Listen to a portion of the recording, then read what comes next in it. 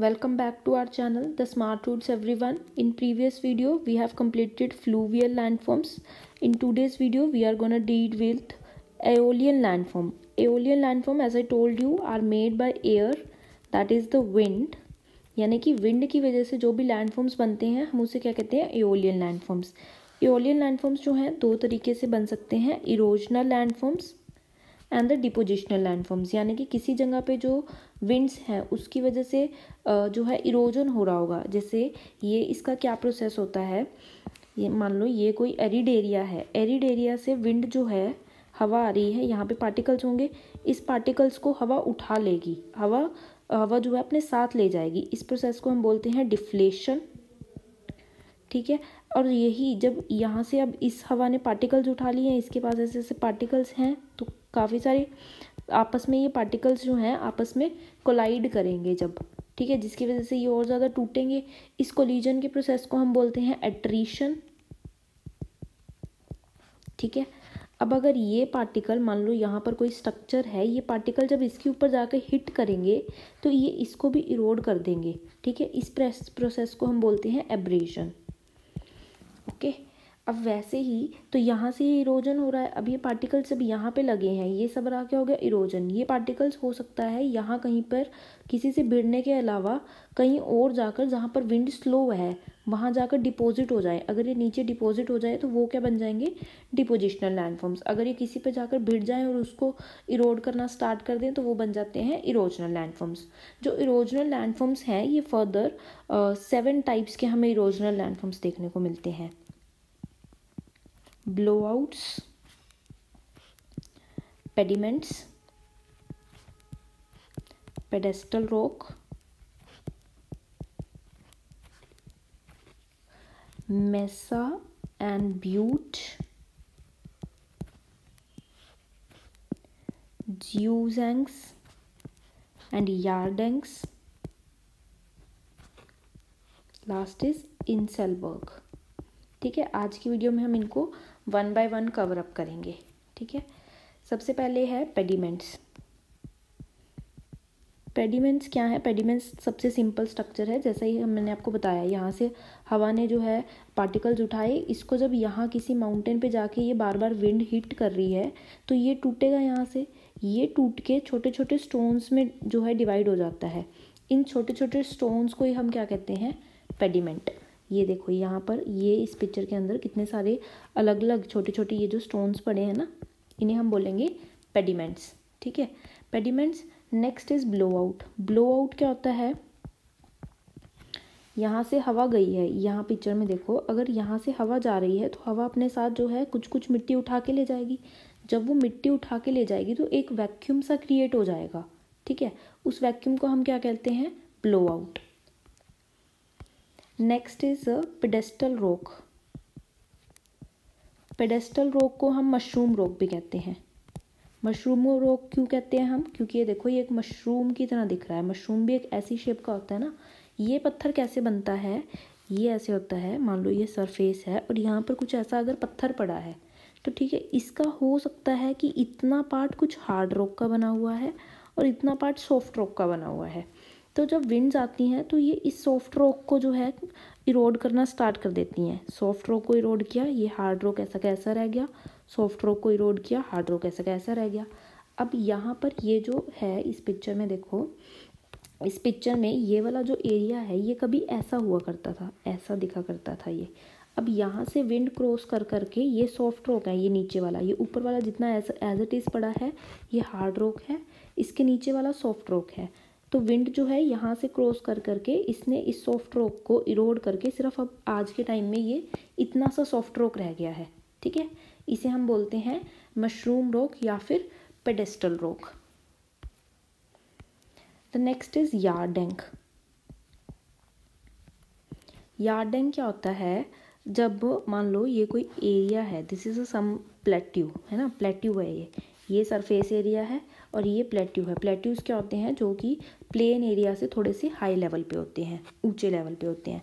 अगर इस प्लेट्यू के अंदर रॉक कंपोजिशन कुछ ऐसा है, ये हार्ड रॉक है, ये सॉफ्ट रॉक है, ये हार्ड रॉक है, ये सॉफ्ट रॉक है.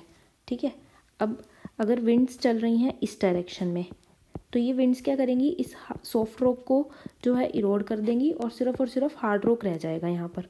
कुछ इस तरह से सॉफ्ट रॉक को इरोड कर देंगी और सिर्फ हार्ड रॉक रह जाएगा, जिसकी वजह से ये जो है ना, ये देखो ये वाले पिक्चर में देखो, ये पूरा का पूरा एक टाइम पर एक प्लेट्यू हुआ करता था, इसका लेवल ये था। विंड्स ने तोड़ तोड़ के यहाँ से ये जो सॉफ्ट रॉक्स थी, जो सॉफ्ट रॉक था उसको इरोड कर दिया। तो अब ये जो उनसी बची हैं ये हार्ड रॉक्स बचे हैं यहाँ पर, ठीक है। Next is ज़्यूज़ेंग। ज़्यूज़ेंग और जो क्या कहते हैं यार्डेंग्स हैं, ये आपको थोड़ा सेम लगेगा, बट इनके अंदर डिफरेंस क्या है।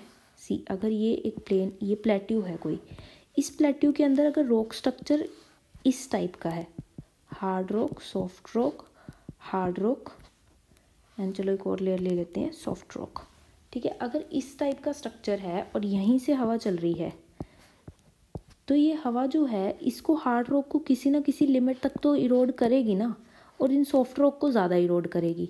तो जब ये इरोड करती है तो ये हार्ड रॉक को तो इतना सा इरोड कर पाती है और ये सॉफ्ट रॉक को इतना सारा इरोड कर देती है। अगेन हार्ड रॉक को इतना सा इरोड कर पाती है, सॉफ्ट रॉक को इतना सारा जो है इरोड कर देती है, लाइक दिस। इवेंचुअली क्या होता है, ये हमारे पास कुछ ऐसा बच जाता है। सेम हियर,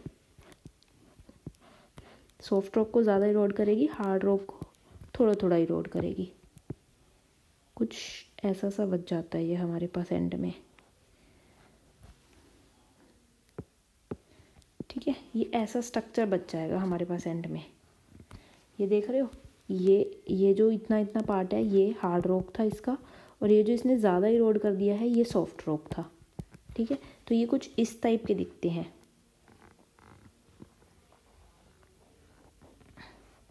ठीक है। These are the zeugens. उसके बाद है मेसा एंड ब्यूट।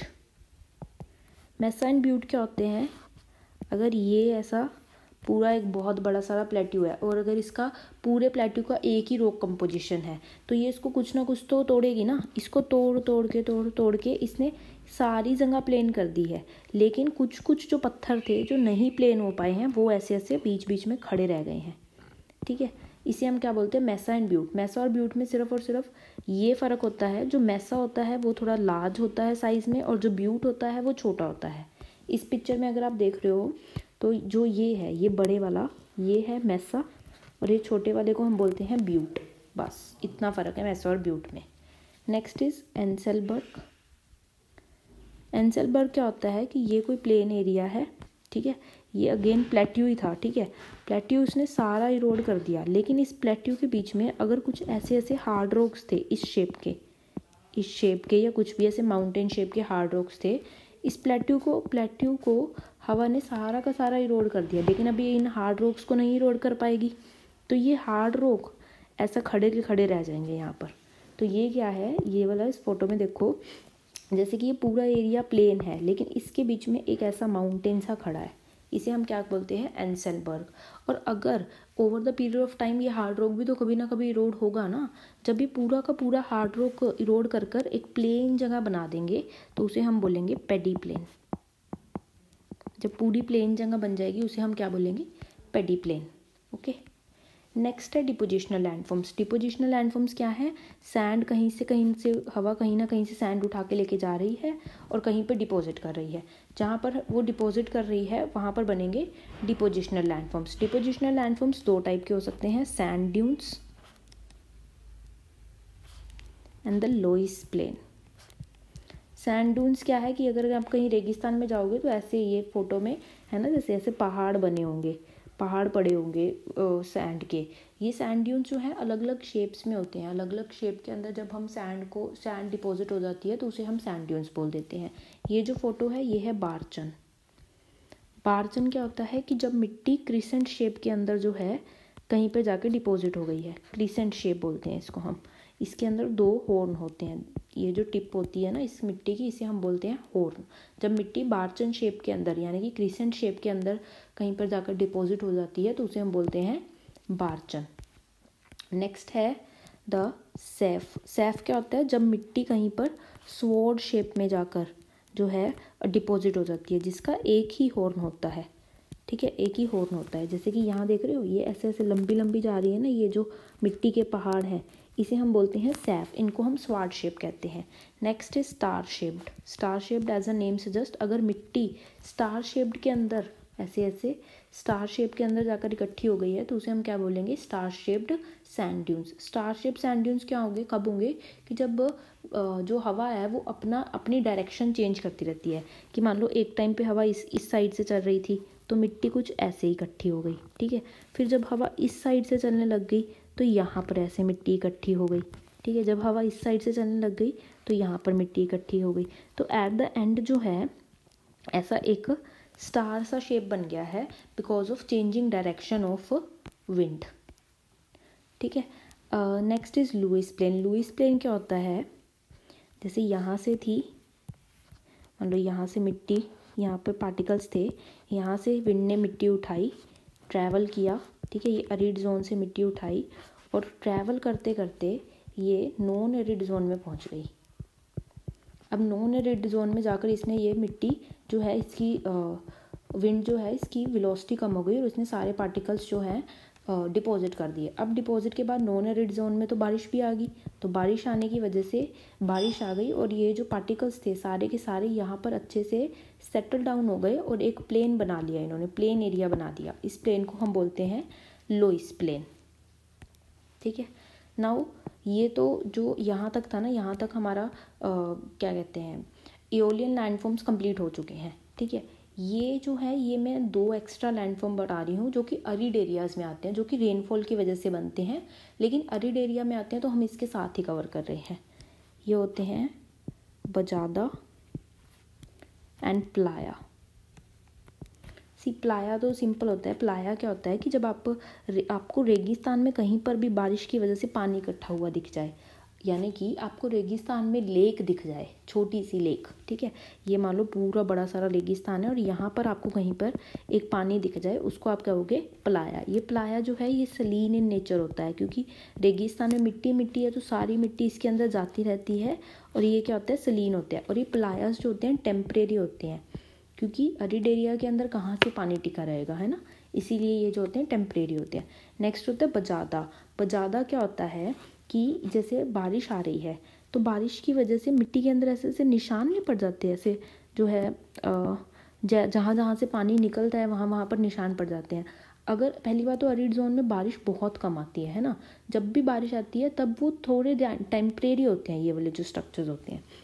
जैसे ये फोटो में देखो यहाँ पर बारिश आई होगी जिसकी वजह से ये पैटर्न्स बन गए हैं। ये जो है ये ऐसे ऐसे पैटर्न्स बन गए हैं यहाँ पर, ऐसे ऐसे, इन्हें हम बोलते हैं bajada. Okay okay, that's all. Thank you everyone. In next video we'll start glacial landforms.